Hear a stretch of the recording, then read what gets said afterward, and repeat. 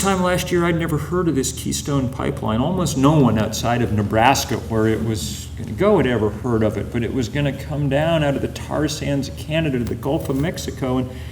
And Jim Hansen, again at NASA, and his team published a paper saying, pay attention to those tar sands because they're the second biggest pool of carbon in the atmosphere. We got lots of other carbon we can't burn, coal and oil and gas all over the place, but that's a particularly big deposit.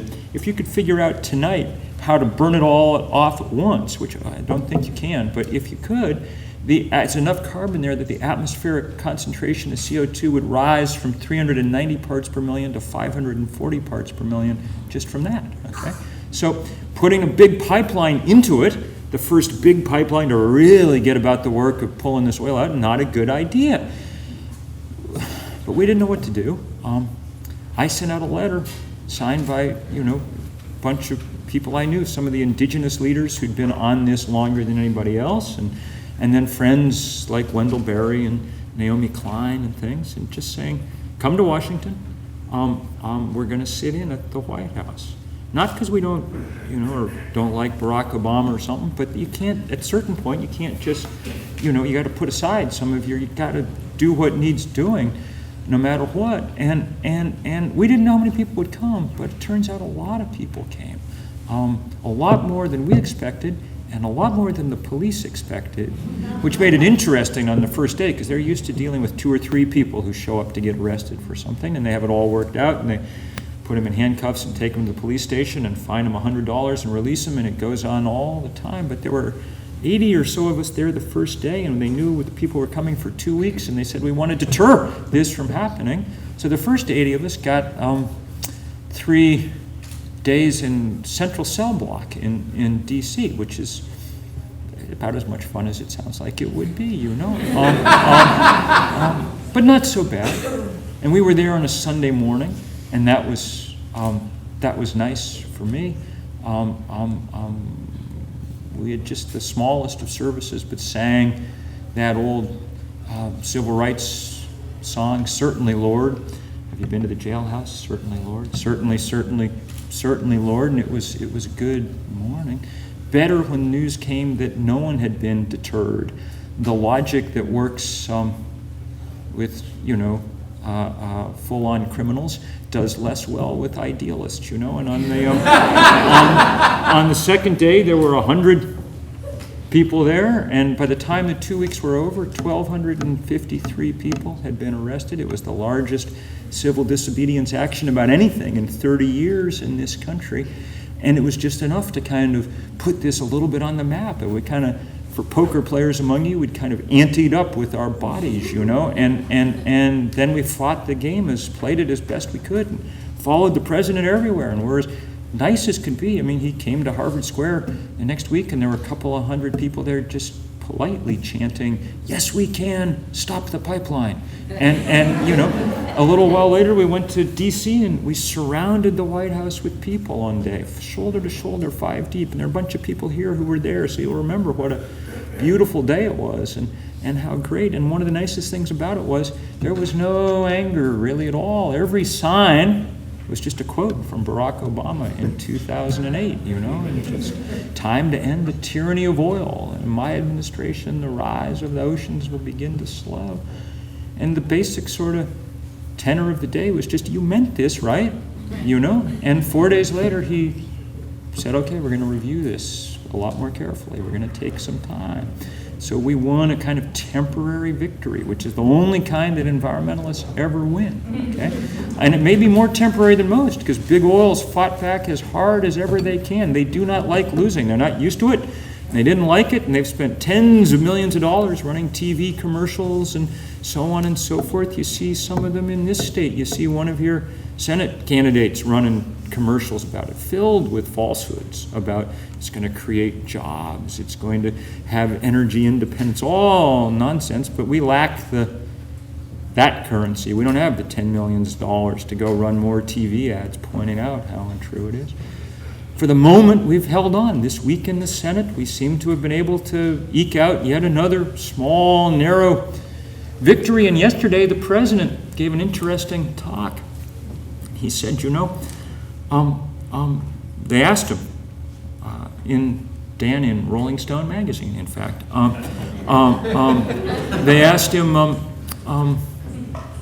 what about those Keystone protests and things? And he said, well, I don't think it was just about the pipeline. And he was right about that. He said, I think it reflects a frustration about how we haven't gotten as much done about climate as we need to. And that was a good thing to hear. He'd kind of gotten the message. Now, who knows whether he means it, and who knows, we're going to, one of my takeaway messages from the year is you get nothing for free. There is no cheap grace. You've got to push and ask and work and demand and go to jail and all that if you want anything done. But at least the kind of conversation is slowly beginning to happen again, and we can make it happen much louder the bigger this movement. If May 5th is a big day, that'll help. And if people are following your Senate election and making climate the top question and asking them, are you in favor of subsidies to the fossil fuel industry and so on and so forth? Those are the kind of questions that should be dominating this discussion. Now, I've talked on too long, and I'm going to end just with two thoughts that come to me as we think about how we're going to heal the earth and what the kind of spiritual nature of that work is and what it's going to look like. I'm the furthest thing from a theologian, I've never risen higher in the ecclesial hierarchy than Methodist Sunday school teacher, So I don't have any great, happily we have some sager minds than mine, but I'm much more at this point sort of just focused on action. And the two things that were beautiful about that civil disobedience, for those of you who weren't there, were one, people stepping up and taking responsibility. Now, when we sent out the letter, I said, I do not think that college students should have to be the cannon fodder here. That's usually what happens in these things, and they've been the leaders of this movement all over the place. But if you're 22 in our economy, you really don't need an arrest record, And I really didn't want that and so it was really great to see who came. We didn't ask, it seemed rude to ask people, how old are you? So instead we asked, who was president when you were born? And the two biggest cohorts of people who got arrested had been born in the FDR and the Truman administrations, okay? And the reason is because really, past a certain point, what the hell are they going to do to you? There's just, one of the virtues of growing older is we've got very little to fear in this department. So it is right and meet that we would be on the front lines in that way anyway. The other thing that was interesting, we said, if you're going to come do this, would you please be in your Sunday best? Would you have on a necktie or a dress or something like that? Not because, I have I live in Vermont. I wear a necktie very infrequently, okay? But because we needed a way visually to say the thing that's so important here, which is that we are not radicals in any way on this question. Not militants, not extremists. All we're asking for is a world that works a little bit like the one that God gave us, All we're asking for is the world that we were born into, or at least something a little like it. And that's not radical at all by any rational definition. That's really a kind of conservative thing to be asking for, Radicals work at oil companies. If you get up in the morning and your job involves altering the chemical composition of the atmosphere, then you're engaged in the most radical act that any human being has ever been engaged in. Now, to some degree, we're all engaged in that because we all use coal and gas and oil, but we don't all go and take the profits from that and try to make sure that we're allowed to keep doing it unimpeded forever. The rest of us who aren't going to be radicals have got to figure out how to slow that down. That's what I'm afraid I'm lacking in the kind of proper eloquence, and I'm glad there are people here to talk. That's what healing the earth looks like at this point. Figuring out how to change the political and economic structure that is burning huge amounts of carbon. And to be completely honest with you, I do not know if we're capable of doing it. There are scientists who think we have waited too long to get started, and there are political scientists who think that there is too much money on the other side, and we simply will not overcome it. And I don't know. Only thing I know for certain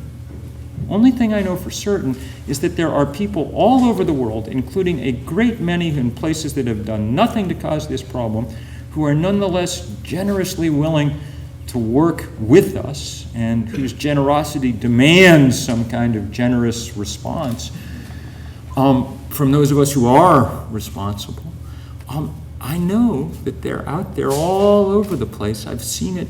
There are 1,000 places around the world tonight where people are meeting like this, trying to figure out what they're going to be doing in a week's time on May 5th and what they'll do after that, and on and on and on. So I don't know if we'll win.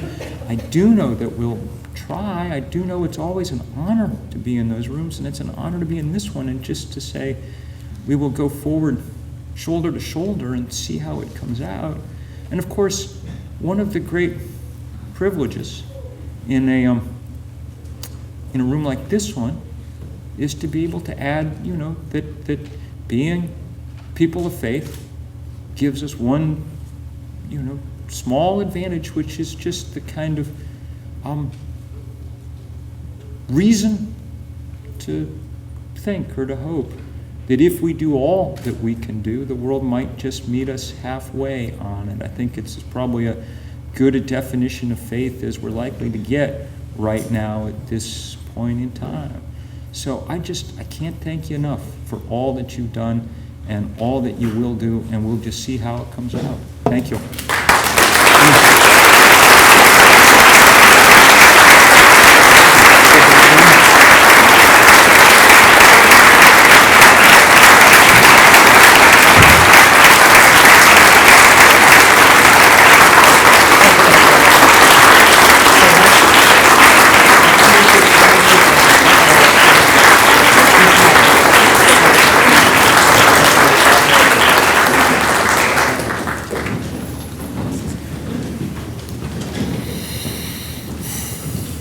Good evening, everyone. Thank you all for being here. Thank you to Bill McKibben, whom I must say on a personal note, his book, The End of Nature, was instrumental in helping me develop the courage to face environmental issues. Bill has given us, once again, incredible reasons why we must take up the fight. I think, however, that as Fox News would put it, we must be fair and balanced. So I'm going to tell you a few reasons why you shouldn't be an environmentalist, but I'll balance that off at the end with something else as well. The first reason you shouldn't be an environmentalist is that it's very hard to take in all this information. Environmental problems are not as simple as this woman should be allowed to sit in the front of a bus, or these people should be allowed to register to vote. Energy policy, chemicals, medicine, food growth, all this stuff is very complicated. And there's a mountain of information out there. It's hard to take it all in. The fact that the average child in the United States is born with at least 100 toxic chemicals in his or her bloodstream. Or that there's a soup or stew of plastic trash in the Eastern Pacific that's bigger than Texas. Some say bigger than the United States. Or that pretty soon 100,000 trees in the Rocky Mountains will fall every day because the pine bark beetle is being given extra growing time because of global warming. Endless amounts of facts, endless amounts of complexity. It makes your mind stretch and it makes your hair hurt. But there's another reason as well. All this information carries with it a veritable mountain of emotional significance. Aldo Leopold, the great environmental ethicist, says environmentalists walk alone in a world of wounds. Now, I don't know about the alone part, but a world of wounds